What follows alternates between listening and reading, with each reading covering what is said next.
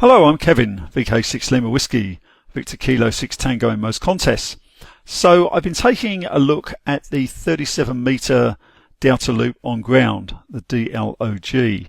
So this is a low band receive antenna, very compact, 6.7 metres at the apex, and about 16 metres on the base. We have a terminating resistor here, and we have a feed point here with an isolation transformer. And this antenna has a very good signal to noise ratio. It's a very quiet antenna. So it performs very well on 160 and also 80 metres.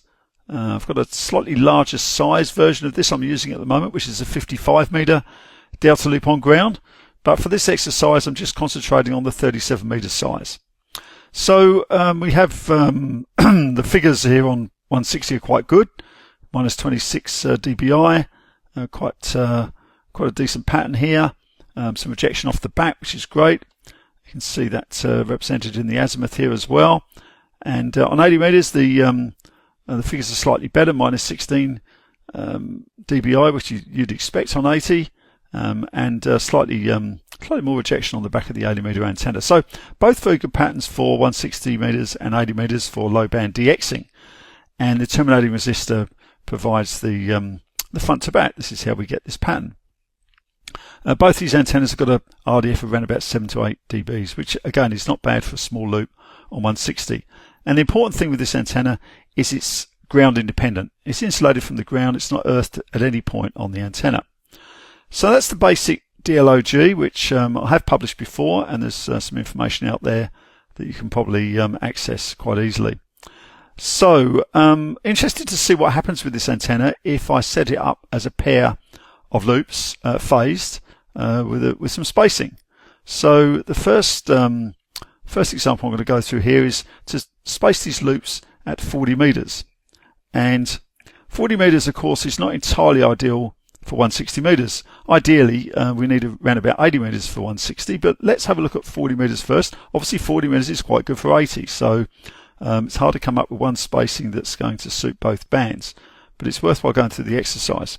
So 40 metre spacing, fed in phase, 2 equal lengths of coax back to the shack, or 2 equal lengths of coax to a splitter, and then coax back to the shack will work. It's not too difficult. And consequence of having the two loops is we get another 3 dBs of gain here. We're down to minus 23 on the 160 metre profile, and minus 13 on the 80 metre profile. And on 160 metres we get a slightly more defined azimuth pattern here. I think the RDF improves a little bit on 160 from around about 7 dBs to 8 dBs, around about that sort of figure, 8.5 perhaps. And on 80 metres we get a slightly more concentrated pattern here off the front, and the RDF improves to around about 10 dBs, which is great, and that would work really well as a low band antenna for both of the bands. It's interesting that we get the extra gain here, and we get a better pattern. So it's even on 160 with the 40 metre spacing, we're still getting some improvement on the gain figure. So let's see if we can improve the 160 metre performance a little bit more by increasing the spacing to 80 metres. And here we are. So we have 80 metre spacing. The gain is still the same.